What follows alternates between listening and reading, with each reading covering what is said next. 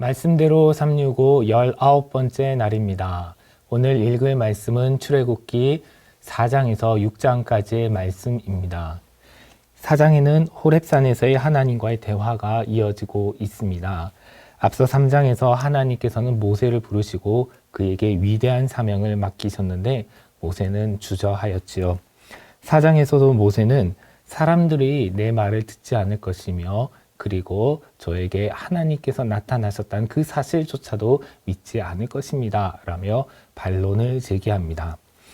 그러자 하나님께서는 그에게 질문을 하시지요. 내 손에 들고 있는 것이 무엇이냐? 모세는 자기 손을 보았습니다. 그것은 지팡이였습니다. 하나님은 주저하는 모세에게 그 손에 들고 있는 지팡이로 이적을 행할 수 있는 능력을 주셨습니다. 그러나 모세는 자신의 손에서 이적이 일어나는 것을 보고서도 계속해서 주저하였습니다. 자신은 언변이 부족하다며 자신은 이 일에 적합한 사람이 아니니 다른 사람을 보낼 만한 자를 보내소서라고 이야기하였습니다. 그러자 하나님께서는 모세에게 노하셔서 사람의 입을 지은 사람이 누구냐라고 말씀하시며 그에게 함께할 동력자를 알려주십니다. 그것은 바로 모세의 형 아론입니다. 그래서 모세는 하나님께 등 떠밀리듯이 미디안을 떠나 애굽으로 향합니다. 장인 이드로에게는 그저 애굽에 있는 저의 형제들이 살아있는지 알아보려고 합니다. 라고 그 정도만 말하고 떠났습니다. 하나님은 다시 한번 모세에게 애굽으로 돌아가라. 너의 생명을 찾던 자들이 다 죽었느니라 라고 말씀하시며 그에게 확신을 주십니다. 그런데 애굽으로 돌아가는 길에 하나님께서 모세를 죽이려고 하신 일이 발생하였습니다. 아마도 그것은 모세와 그의 아들들이 할례를 받지 않았기 때문일 것으로 추정하는데요. 어쨌든 그 아내 십보라의 발빠른 대처로 인해서 그 위기를 넘어가게 됩니다. 이러한 일로 인해서 마음이 소심해져 있을 모세를 위해서 하나님은 그 형 아론에게 직접 나타나셔서 하나님의 산에 가서 모세를 맞으라고 명령하십니다. 그렇게 하나님의 산에서 그 형 아론을 만난 모세는 힘과 위로를 얻었을 것입니다. 애굽으로 돌아간 모세는 먼저 이스라엘 장로들을 불러서 하나님의 말씀을 전하였습니다. 그들은 처음에는 모세가 자신들의 눈앞에서 행하는 그 이적을 보고서 그의 말을 믿고 환영하였습니다. 4장 31절에 의하면 백성이 믿으며 여호와께서 이스라엘 자손을 찾으시고 그들의 고난을 살피셨다 함을 듣고 머리 숙여 경배하였습니다. 그러나 바로가 모세와 아론의 요구를 거절하고 오히려 이스라엘 자손들을 더 학대하여서 그 형편이 더 악화되어지자 그것을 보고 상황이 더 어려워진 것을 보고 그들은 이내 모세와 아론을 원망하였습니다. 그들은 길에서 모세와 아론을 만나자 주님께서 당신들을 내려다보시고 벌을 내리시면 좋겠소. 당신들 때문에 바로와 그의 신하들이 우리를 미워하고 있어. 당신들은 그들의 손에 우리들을 죽일 수 있는 칼을 쥐어준 셈이요. 라며 원망과 저주를 퍼부었습니다. 이처럼 그들은 단지 눈에 보이는 이적, 지팡이가 뱀으로 변하는 그 이적을 보고서 모세의 말을 믿었고 눈에 보이는 그 형편이 악화된 것을 보고 모세를 원망하였습니다. 눈에 보이는 것만 보고 판단하고 믿는 것, 그것은 참된 신앙이 아니지요.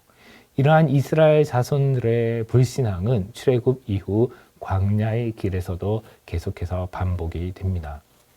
이스라엘 자손들로부터 원망과 저주를 받은 모세는 마음이 크게 상하여 하나님께 나아가 따졌습니다. 주님 어찌하여 주님께서는 이 백성에게 이렇게 괴로움을 겪게 하십니까? 정말 왜 저를 이곳에 보내셨습니까? 제가 바로에게 가서 주님의 이름으로 말한 뒤로는 그가 이 백성을 더 괴롭히고 있습니다. 그런데도 주님께서는 주님의 백성을 구할 생각을 전혀 하고 있지 않으십니다. 그러나 그에 대한 하나님의 약속, 하나님의 대답은 한결같습니다.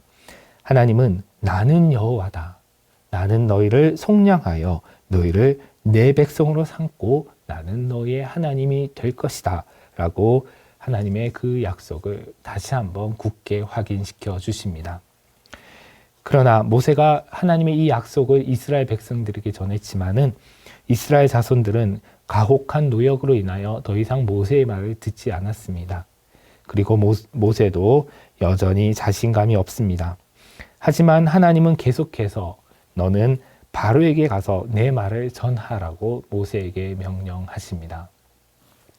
마지막으로 6장에서는 모세와 아론의 족보가 나오면서 그들이 야곱의 아들, 이스라엘의 아들 레위의 후손이라는 것을 밝히고 있습니다. 이 계보는 오늘날 독자들에게는 별 의미가 없는 것처럼 보이겠지만은 하지만은 이 출애굽기의 최초의 독자들인 광야의 이스라엘 백성들에게는 아론과 그의 아들들이 제사장의 가문으로서 차지하는 그 중요성과 권위를 돋보이게 해줍니다. 여러분 1월 19일 화요일이 되었습니다. 오늘은 출애굽기 5장 3절 말씀을 읽습니다. 그들이 이르되 히브리인의 하나님이 우리에게 나타나셨은즉 우리가 광야로 사흘 길쯤 가서 우리 하나님 여호와께 제사를 드리려 하오니 가도록 허락하소서. 여호와께서 전염병이나 칼로 우리를 치실까 두려워하니이다. 아멘. 하나님의 부르심에 선뜻 순종하지 못하고 망설이던 모세는 결국 순종하게 되고 형님 아론을 만나서 바로왕 앞에 서게 됩니다. 그리고 내 백성을 보내라 하시는 하나님의 뜻을 바로왕에게 전달하게 되는데 오늘 말씀도 그 맥락에서 나오는 말씀이죠. 그럼 여러분 출애굽하게 하시는 그 목적이 도대체 뭘까요? 오늘 모세는 분명하게 얘기합니다. 우리 하나님 여호와께 제사를 드리려 한다라고 말합니다. 여러분 출애굽의 목적은 하나님께 경배하고 제사하는 것, 다른 말로 바꾸면 하나님께 영광을 돌리는 것, 하나님을 섬기는 것이라 하겠습니다. 많은 분들이 이 대목에서 착각하기가 쉬워요. 어떤 분들은 출애굽의 목적이 백성에게 자유를 주시는 데 있었다. 자유가 목적이다. 이렇게 생각하죠. 물론 노예에서 벗어나니까 자유를 얻는 건 사실입니다만은 자유는 목적이 아니라 하나님을 마음껏 섬길 수 있게 해주는 수단이었다는 걸 알아야 됩니다. 자유가 없다면 마음껏 하나님을 섬길 수 없겠죠. 그러나 자유가 주어지고 난 다음에 하나님을 섬기지 않는다면 핑계할 수 없게 될 것입니다. 더군다나 하나님을 섬긴다고 하는 원칙을 붙들게 될 때 이 자유는 방종에 흐르지 아니하고 마치 강물이 둑을 따라 흘러내려가는 것처럼 하나님이라는 둑을 따라서 그 자유가 흘러내려갈 때 타락한 방종이 아닌 질서 있는 자유가 될 것입니다. 또 어떤 분들은 출애굽의 목적이 가나안 땅을 주시는 데 있다고 생각합니다. 물론 그것도 맞죠. 하나님께서는 출애굽한 이스라엘 백성들에게 가나안 땅을 주셨으니까요. 그러나 여러분 땅도 목적은 아닙니다. 그것은 수단이죠. 그 땅에서 기르는 양과 소들 그리고 땅이 배출하는 곡식들을 가지고 하나님을 섬겼으니까 땅은 수단이지 목적은 아닙니다. 만약에 우리가 자유나 땅을 목적으로 여긴다면 어떻게 될까요? 그것은 우상숭배가 될 것입니다.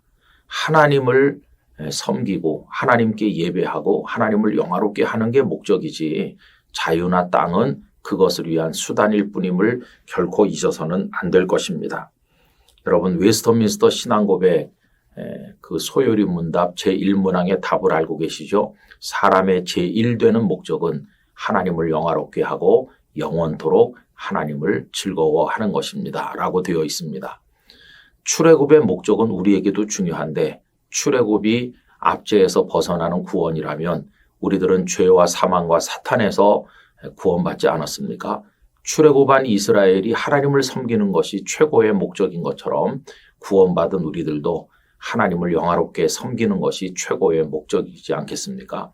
그러므로 여러분 자유나 땅 같은 것에 마음을 빼앗기지 말고 하나님께서 주신 물질, 시간, 건강, 재능 이 모든 것을 동원해서 그것들을 수단으로 삼아서 오직 하나님께만 영광을 돌리는 우리가 되어야 할 줄로 믿습니다. 이 일에 혼란이 없이 하나님을 잘 섬기게 되기를 간절히 바랍니다. 저희를 구원해 주신 하나님께 영광과 찬송을 올려드립니다. 저희를 구원하신 목적이 이 땅에 무엇인가를 누리게 하는 데 있는 것이 아님을 잊지 말게 하시고 하나님을 영화롭게 섬기는 것이 궁극의 목적임을 깨달아 저희에게 복으로 주신 많은 것들을 가지고 그것을 수단으로 삼아 하나님을 잘 섬겨 나가도록 도와 주시옵소서. 저희들을 통해 영광을 받아 주시옵소서. 예수님의 이름으로 기도드리옵나이다. 아멘.